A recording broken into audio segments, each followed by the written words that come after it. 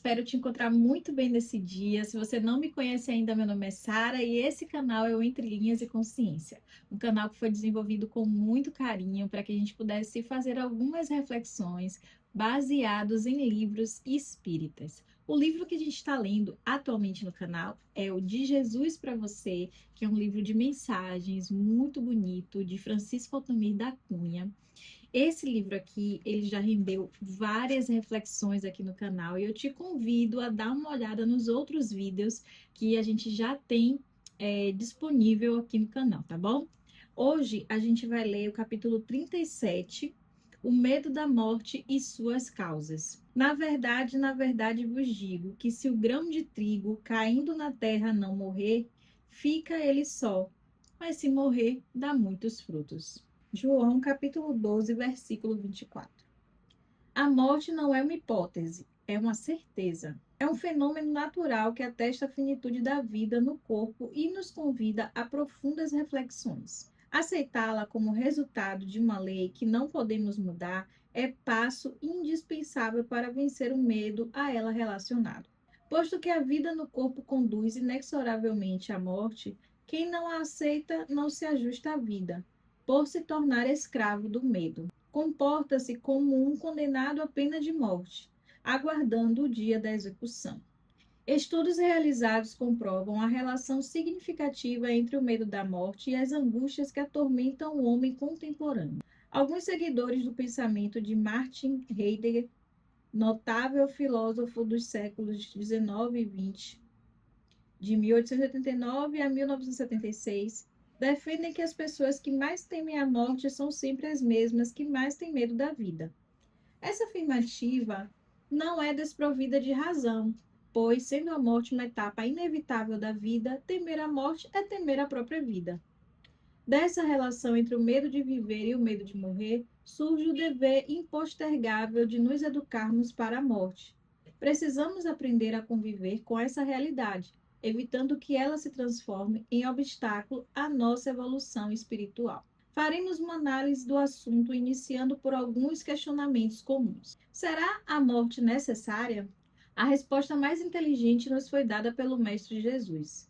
Na verdade, vos digo que se o grão de trigo caindo na terra não morrer, fica ele só, mas se morrer, dá muitos frutos. A morte é necessária, não há justificativa para a permanência do espírito no corpo físico após um determinado tempo, quando, por força do processo natural de transformação da matéria, o corpo torna-se inadequado às necessidades do espírito. Retorna este à pátria de origem, a espiritualidade, onde permanece pelo período que se fizer necessário, preparando-se para uma nova reencarnação. Sendo a morte necessária, o que podemos fazer para enfrentá-la com serenidade? Combater os fatores que causam o medo da morte. Até certo ponto, o temor pode ser consequência do instinto de conservação. No entanto, quando em excesso, causa muitos transtornos psíquicos e espirituais. Na maioria das vezes, é fruto da ignorância. Quando conhecermos a verdade a respeito da vida e da sua inter-relação com a morte, cumprir-se-á o que foi ensinado por Jesus, e conhecereis a verdade vos libertará. Analisemos alguns dos principais causadores do medo da morte e sua influência em nossas vidas. O apego à vida material. Todos sabemos que morreremos. A morte é inevitável, mas estamos tão apegados à vida e fazemos uma ideia tão negativa e temerosa da morte, que a rejeitamos em nossa consciência e a transformamos num mito, afastando-a para o fim dos tempos. Mito assustador, ela permanece na distância envolta em névoas, de maneira que só a vemos como a figura trágica de um conto de terror. Heidegger observou que só a aceitamos para os outros, com a expressão aleatória morre-se, que nunca se refere a nós. É bem verdade que necessitamos, enquanto encarnados, de vínculos afetivos e emocionais com as pessoas e os bens materiais indispensáveis à nossa evolução. Mas é preciso que nos eduquemos para não nos escravizarmos. Da terra não levaremos nada do que encontramos ao chegar. Assumir a condição de donos, quando somos apenas usufrutuários, é um doloroso equívoco. A morte funciona como uma ação de transferência compulsória dos bens materiais. Por isso, o apego resulta em medo da morte, como consequência do medo de perder esses bens. Há mais de 2000 anos, Jesus ensinava, porque onde estiver vosso tesouro, aí estará também o vosso coração. A influência de dogmas religiosos que apresentam o inferno como o mais provável lugar onde o espírito aportará. Um espaço localizado no mundo espiritual, proporcionando sofrimento sem fim aos pecadores. Satanás, chefe supremo do inferno, habilidoso e astuto, com poder comparável ao de Deus. É o mínimo apresentado por esses dogmas que destroem sonhos, geram pesadelos e o medo da morte. Não poderia resultar diferente quando cada pessoa, no uso do bom senso, reconhece que não é um primor de criatura e que se encontra distante da condição de cumpridor dos deveres com relação à lei de amor ensinada por Jesus. Reconhecendo-se assim como pecador, atormenta-se com medo da morte, na verdade, medo do inferno. Quem primeiro cuidou da psicologia da morte e da educação para a morte em nosso tempo foi Allan Kardec, codificador da doutrina espírita. É indiscutível a importância da doutrina espírita, não apenas para confirmar a imortalidade do espírito, mas também para eliminar da morte o injusto rótulo de pavoroso e indesejável fenômeno. Apenas quando nos espiritualizarmos é que entenderemos que não há por que pensarmos na vida, estágio transitório do corpo, sem pensarmos na morte, fenômeno biológico. Também não há como pensarmos na morte sem pensarmos na vida, vida espiritual. Quanto à fantasia dogmática conhecida como inferno, interpretamos como estado transitório na intimidade de cada um, gerado pelos dramas de consciência. Quando acontecerem as mudanças necessárias e a identificação com a lei de amor, surgirá o céu em forma de paz e felicidade, cumprindo-se o que Jesus ensinou, pois o reino de Deus está dentro de vós. Portanto, crer na vida após a morte, extinguir apegos e vícios que tanto nos vinculam à matéria, sintonizar com a lei de amor e compreender que Deus é o Pai maravilhoso que sempre nos abre a porta das oportunidades para que possamos vencer nossas imperfeições, são fundamentos indispensáveis da educação para a morte. Esse texto é um texto bem grande, né, diante dos que a gente tem lido aqui, mas ele fala de algo que muitas pessoas têm não sei se é o hábito, vamos usar essa palavra, o hábito de fugir dessa conversa. Tem muitas pessoas que têm até um certo receio quando se fala da morte. E eu acredito que é justamente por não ter uma ideia real do que é a morte, né? Não normalizar a morte como um fato que faz parte da vida. Hoje eu estava conversando até sobre essa dualidade humana e a morte ela faz parte dessa dualidade. Temos a vida e temos a morte. E se você observar, o ser humano ele é envolto nessa dualidade. Temos o dia e a noite, o bem e o mal, a tristeza e a alegria, a vida e a morte. Então, tudo na nossa vida faz parte desse contexto. Então, é natural que exista a morte. A gente não precisa demonizar, vou usar até esse termo, fazer da morte algo terrível, porque ela é natural da vida humana. E o que a gente precisa fazer é buscar conhecimento para lidar com a morte de forma mais natural. É claro que por mais que a gente seja espiritualizado, é, tem algo que também incomoda muito na morte, que é essa desvinculação com as pessoas que a gente ama. É deixar de conviver com as pessoas que a gente passa muito tempo junto, que a gente tem afeto, né? Os nossos pais, os nossos filhos, os nossos amigos. Então, é claro que existe a dor da separação. Nós não estamos preparados para nos afastar das pessoas que amamos. Então, sempre haverá um sofrimento, sempre haverá aquela dor da saudade, do desconhecido, de não saber quanto tempo a gente vai ficar sem ver aquela pessoa, para quem acredita na vida após a morte.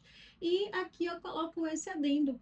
Quando a gente entende que a vida não se encerra com a morte do corpo, que existe uma continuidade, então a gente se adapta melhor a esse desconforto de temporariamente não poder estar com aquelas pessoas que a gente ama. Mas quando a gente acredita que quando morre acaba tudo, que é que você perdeu para sempre aquela pessoa, a ideia do eterno, né, do não ver nunca mais, é algo que é muito doloroso. E tem também a questão das pessoas que são muito materialistas, que se apegam muito aos bens que conquista, que se apega muito às coisas que tá ali na vida construindo. E essa compreensão de que você vai embora e vai ficar tudo aqui, meio que aterroriza. E tem a terceira questão, né, que é a da nossa vulnerabilidade moral, comportamental.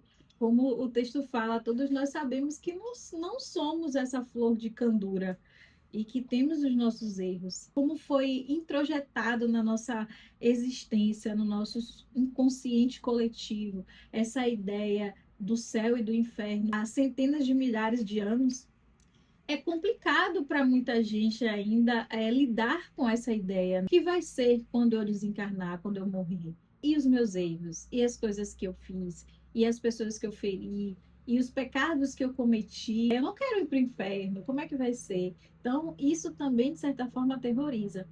Mas eu penso que a morte, para mim, né, particularmente, é algo muito natural. Eu não tenho nenhum tipo de medo por, assim, eu falo direto, por mim, eu poderia ir hoje, eu iria tranquila. Eu iria com meu coração em paz.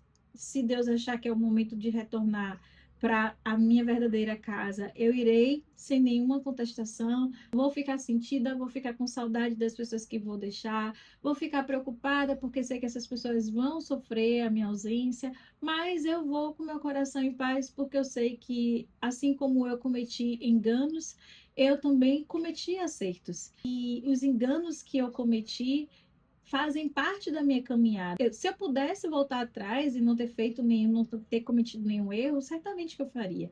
Mas eu não posso. Então, o que eu posso fazer é, enquanto eu estou aqui, traçar caminhos diferentes, é ter atitudes diferentes, é buscar cada vez mais encontrar uma forma de fazer um bem a alguém. Que eu acho que esse é o grande desafio humano, é criar oportunidades de fazer o bem. Às vezes a gente fica esperando grandes oportunidades para fazer o bem. E a gente pode fazer esse bem, essa caridade, sempre, em qualquer momento, em qualquer situação, em qualquer oportunidade.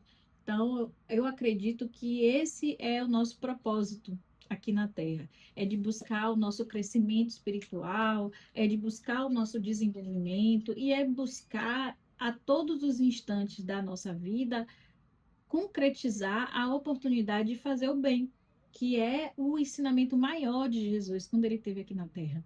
Então, a gente precisa encontrar momentos para tudo que a gente tem no nosso dia 24 horas. A gente passa algumas horas, né, dormindo, as outras horas a gente precisa encontrar oportunidade para crescer, para estudar, para aprender e para praticar tudo que a gente aprende. Então, além de passar pelas tribulações necessárias para também o nosso desenvolvimento. É importante que a gente esqueça essa ideia defasada de que a morte é algo que vem para destruir, é um castigo, né? Que a gente aprendeu que a morte é o castigo do homem, né? O homem vai sofrer, vai perder pessoas, vai ter que trabalhar, vai ter isso tudo lá no início de quando as religiões elas foram elaboradas, né?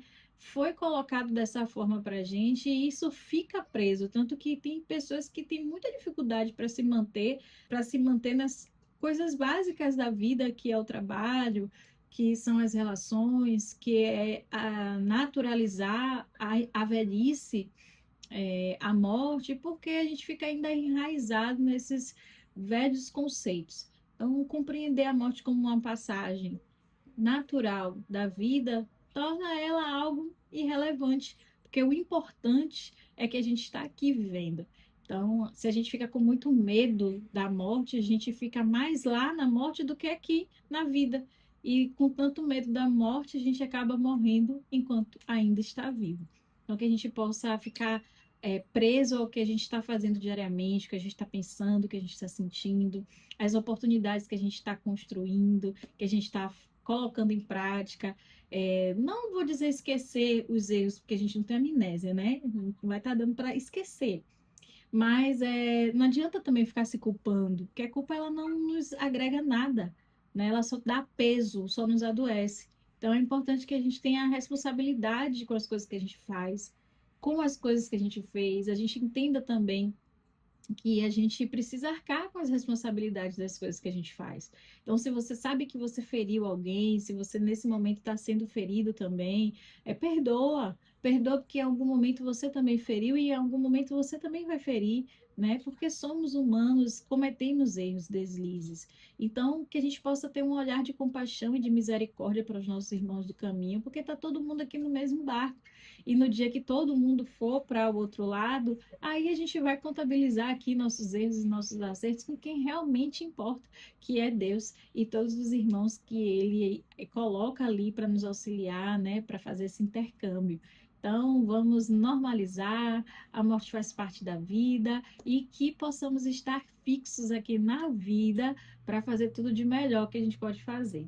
Eu espero que essa mensagem tenha feito bem para você, tenha feito você refletir também e se desapegar um pouco desses conceitos antigos. Que Deus possa estar com você todo esse dia.